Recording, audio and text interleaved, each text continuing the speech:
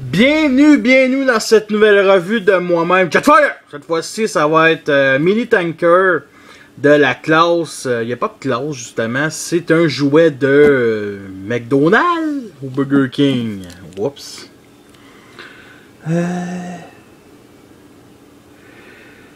McDonald's, sorti en 2000, c'est écrit ici. Je n'ai pas acheté à cette époque-là, mais que j'ai acheté dans un petit kit dans une vente de garage et que j'ai acheté pour lui, justement.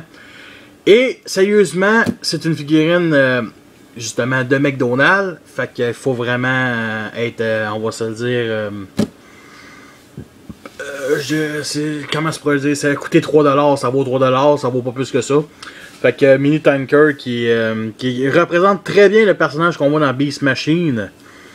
La tête ici, il y a une vis. La couleur c'est du gris-bleu, du gris plastique ordinaire, du bleu foncé, puis des affaires transparents.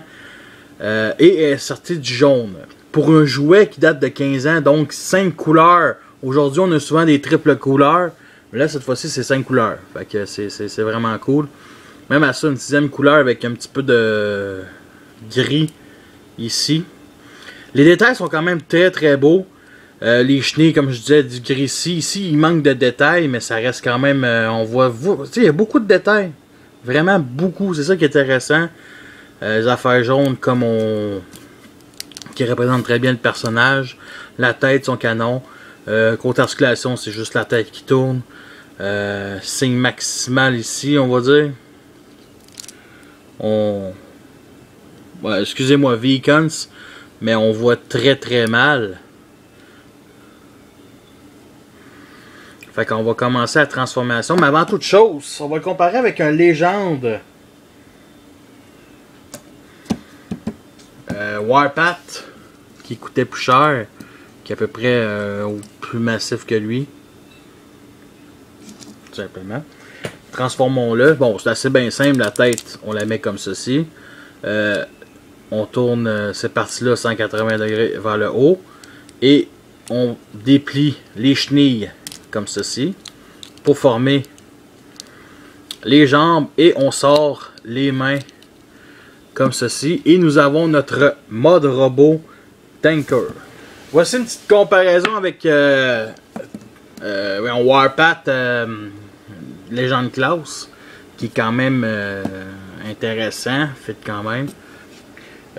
Moi, ce que je préfère, c'est mettre, vu qu'il roule en mode robot dans le dessin animé, le mettre comme ceci. Génial, non? Je préfère ça de même. Côté articulation, la tête est sur un joint, bien entendu. Ici, comme ça, 360 degrés ici. Les pinces, c'est une étape de transformation. Ici 360 degrés, donc c'est très limité. Et le canon ici qui est quand même assez détaillé. Il manque un petit peu de couleur, mais fait quand même un peu. Malgré tout, est-ce que c'est une figurine qui en vaut la peine? Sérieusement, c'est une figurine McDo. Fait que c'est sûr que ça, vous le trouverez quasiment nulle part, peut-être sur eBay. Mais sérieusement, c'est une belle petite figurine chouette. Que je vendrai jamais parce qu'il est vraiment cool, sympathique. Pas trop cher, pas trop... prend pas de place dans ma collection, puis ça fait vraiment un drone de Tanker, puis malgré tout, même si la figurine de Tanker Generation que j'ai faite il y a 6 mois sur ma chaîne, plus cher, plus détaillée, celle-là, c'est une figurine qui date de 15 ans, fait que je l'ai eu dans mon enfance, et est vraiment cool. Fait que sur ça, je vous laisse et à la prochaine.